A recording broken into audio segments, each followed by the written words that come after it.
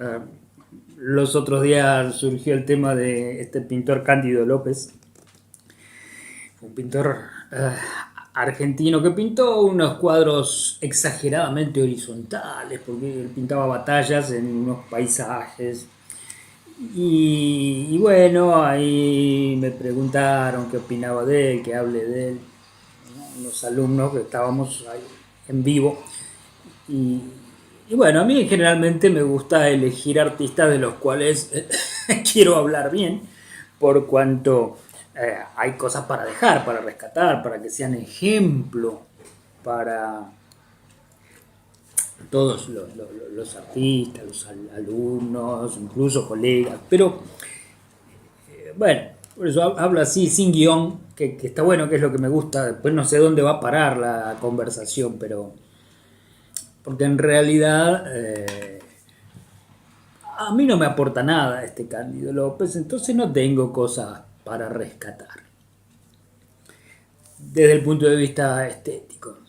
Vamos, primero que si lo ves desde el contenido, tampoco, ¿no? Él participó en la guerra de la Triple Alianza y él pierde la mano porque tenía 26 años, él nace en 1840, sí, lo que sí me acuerdo que muere un 31 de diciembre, creo en 1902. Pero tenía 25, 26 cuando participa en la guerra de Curupaití, comandada por Mitre, ya te vas haciendo una idea del perfil de todo esto, contra el Paraguay, ¿no? Que se unieron argentinos y brasileros, créase, ¿no? Eran otros tiempos. Entonces, él participa de esa batalla, bueno, pierde una mano, entonces ahí todo, ¿no? La victimización de este hombre que tiene su mérito desde ese lado, porque demoró más de una década en reeducar su mano, porque él perdió la mano hábil. Entonces, para volver a pintar, tuvo como que adquirir de nuevo destreza con la mano que le quedaba. Y así pintó esos cuadros que están en el Museo de Bellas Artes, en lugares privilegiados, en la entrada. Pero la verdad que están hechos con un estilo naif. Ni siquiera marcadamente naif. Hasta en eso me suena a tibio. Y, por ejemplo, sus soldados no tienen cara, no tienen ojos, no tienen bocas, o sea, cero expresión. Algunos dicen que bueno, porque él quería mostrar el contraste entre la belleza del paisaje. Claro, los que conocen el paisaje del litoral argentino, esta guerra fue en Paraguay, en el sur de Paraguay, ¿no? Todo ese paisaje, claro, es fascinante, pero en realidad no, tampoco hace ese efecto expresivo del contraste con el drama de la guerra, porque no presenta ningún drama, es una imagen más inocente que una escena de Walt Disney. Algunos de estos críticos que lo justifican desde el lado del, ya te digo, de, del arte ingenuo, yo creo que soslayan el hecho de por ahí mirarlo desde lo posmoderno en todo caso, ¿no? Podría ser un adelantado al posmodernismo. Desde el lugar de esto de eliminar el relato, ¿no? Porque el posmodernismo, acordate que uno de los postulados que tuvo es eso de romper con ese relato, esas historias fuertes, potentes, que traían las distintas posturas filosóficas o las ideologías, como era por ejemplo el marxismo, con este discurso o el relato o el pensamiento del triunfo del proletariado, ¿sí? Y ahí la igualdad, el estado de bienestar social, un producto de esas igualdades. Después podríamos decir el otro pensamiento, el capitalista, donde no, ahí se impone el triunfo del mercado, del libre mercado, y que a partir de ahí el bienestar iba a venir por el lado del derrame, y bueno, haciendo caso omiso a la realidad tan contundente y que no tiene tiempos, que es la avaricia de los grandes potentados y grandes empresarios. Es decir, no se les cae ni un centavo. Vamos, ¿qué van a derramar? Y después el otro gran relato sería el del iluminismo, donde ahí por privilegio de la razón, ¿sí? Iba a venir todo ese estado de pureza, de bienestar.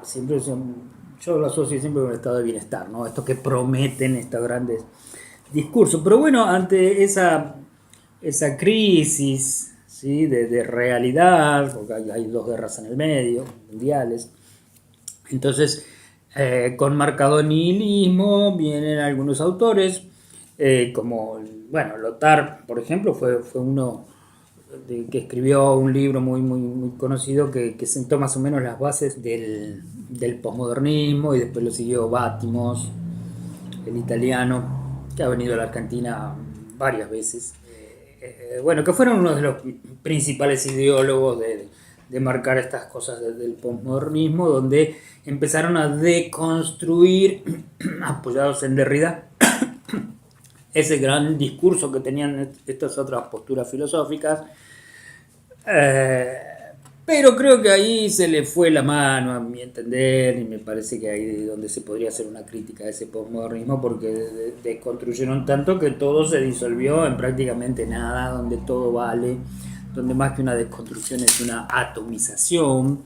Tiene su correlato con el diseño gráfico, por ejemplo, en el sentido de que, bueno, en los años 80, con la venida de la Mac, empezamos a desconstruir esas páginas tan prolijas, tan pulcras del modernismo, que venían de Bauhaus, de Ulm, pero somos Latinoamérica, somos la América profunda, como decía Kusch. No nos identifica esa pulcritud, y entiéndase la metáfora kushiana, ¿no? Digamos que nos une el hedor, no la pureza. Cándido López, de lo cual no, ni desde lo pictórico, ni desde lo conceptual, ni desde lo semántico, ni desde lo histórico, no, la verdad que no puedo aportar nada, solo esa anécdota de la batalla, donde también muere, qué sé yo, Dominguito, el hijo de Sarmiento, muere ahí. Pero bueno, vos sabrás entender si esto lo comandaba Mitre, lo que fue, y una derrota catastrófica, ¿no? Entre 5.000 y algo, un poco más, de soldados de la alianza, soldados aliados entre brasileros y argentinos, contra apenas 100 de los paraguayos. Y bueno, también habría que indagar en la historia, ¿no? Porque este no decir, este querer callar, este no mensaje que a mí me transmite Cándido López, este silencio, es coherente con el silencio histórico de quienes nos enseñaron la historia.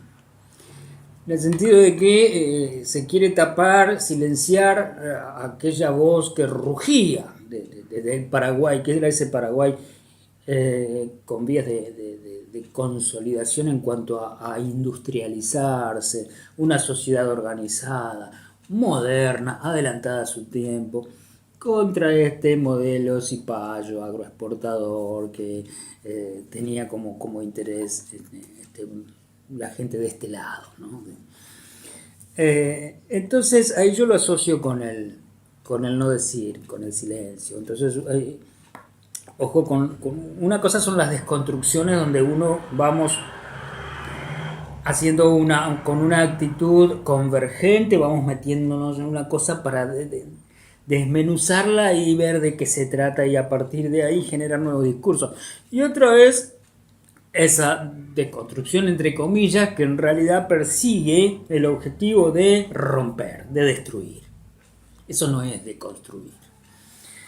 Y bueno, yo no me acuerdo cuando en realidad empezó Derrida con esto de la desconstrucción y otros más, todo venía de la destrucción, el concepto de destrucción de Heidegger, ¿no? Entonces, también estamos hablando un poco de destrucción, si vamos a los conceptos primigenios, ¿no?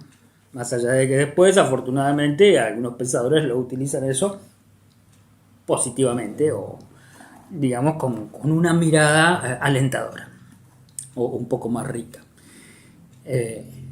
Me acuerdo en la escuela estaba el tamborcito de Tacuarí, no confundir con la batalla de Curupaití. Esta era la batalla era de Tacuarí. En guaraní quería decir Tupá Jaí, algo así, que era hijo de Dios, porque Tupá es el Dios. Acordate que en la mitología guaraní, Tupá es el gran Dios que cruza, atraviesa el tiempo, ¿no? Que estaba representado en un árbol. Tupá existía antes del diluvio y después él mismo se genera, se autogenera. Es complicada, es compleja, pero es muy rica la cultura mitológica guaraní. Él es el mismo Dios que aparece después del diluvio. Es muy buena la mitología guaraní, sobre todo porque esa cultura, como ya te lo conté alguna vez, veneraba la poesía, transmitía su historia y sus conceptos con poesía, el lenguaje poético. Quizá por eso veneraban también la oralidad, el habla, y por eso no tenían escritura. Digo, quizá por eso, pero en buena hora venerar esos valores. Bueno, la cosa es que esto de Cándido López es típico de una obra que empieza y termina en sí misma. Es parte de eso que yo digo que testimonia la historia del arte, que hoy en día, desde cierta mirada, hay obras muertas. Digamos que la obra de arte desde determinado concepto ya está muerta, ya murió. Creo que la verdadera obra hoy, para que dé respuestas a nuestros presentes, tiene que ser una obra que esté en estado latente, que llegue a ser obra en cuanto a cosa terminada, pero que además deje puertas abiertas, que además esté por hacer, por ser descubierta, por ser terminada desde la interpretación.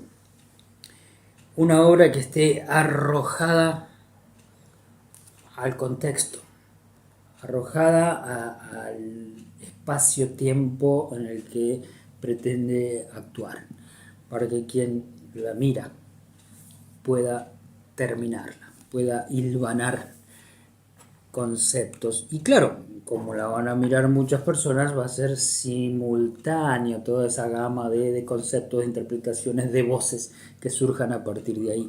Y eso está bueno porque, a ver, otra de las cosas que trajo este posmodernismo es, digamos, esa interculturalidad, entre comillas, que también tiene cierta trampa, ¿no? Porque esa interculturalidad que en principio llama a escuchar a todas las voces, en el fondo termina privilegiando e imponiendo las más poderosas. Porque hablan de una por vez. En cambio, si la obra es a terminar, va a generar simultaneidad de voces, van a estar hablando al mismo tiempo. Entonces, bueno, vos dirás, desde tu pensamiento lineal vas a decir, eso es ruido. No. Pero ahí deberíamos verlo un poco desde el lenguaje metafísico, desde ese espacio que quedaría entre el ente, entre la cosa, llámese obra de arte, y el ser, quien lo mira. Ahí es un poquito más complicado, ¿no? Pero bueno, soy sincero, lamentablemente no he aprendido lo suficiente como para poder rescatar cosas positivas de la obra de este artista Cándido López. Hay otros mucho mejores igual, de todas maneras. Yo me acuerdo un diseño gráfico, un diseño de cartel que tuvo no sé si fue el primer premio, una mención en la Bienal del Cartel de México, que organiza, creo que cada 2 años, Trama Visual, una organización. Y hablaba del conflicto de Israel y Palestina. Título: Baño de sangre, que era una vista en picado, desde arriba, de una bañera, simple, un baño todo blanco, azulejos blancos, todo, y la bañera no tenía agua, tenía sangre. Baño de sangre, el título. era el conflicto entre Israel y Palestina, eso representaba. Nada más que eso, una bañera con agua roja adentro. Con poco, decía muchísimo. Y eso que el diseño gráfico, ¿no? A veces para algunos artistas está tomado como algo menor. Bueno, eso es mucho más potente, más contundente, mucho más expresivo. Todavía no me lo puedo sacar de la cabeza esa imagen. Y ese es el valor del mensaje. Porque a partir de ahí, si uno empieza a desmenuzar así puntualmente, sin metáfora, es una bañera con agua roja. Lo demás lo está poniendo cada uno, en este caso yo interpreto. Está bien, el diseño gráfico se ayuda con el anclaje del título, esto, ¿no? Israel-Palestina, punto, nada más. Y nada menos. Es más, con ese mismo título se podrían decir muchas otras cosas y se lo podrían mirar desde muchos otros lugares, pero ves, esos ya son disparadores. Es un discurso visual que abre la puerta hacia otros discursos, enriquece. En cambio, este otro no, es un concepto que se termina en sí mismo, que quizás nunca tuvo voz y sobre todo nunca tuvo la intención de tener alguna voz, sino más que nada de ser silencio.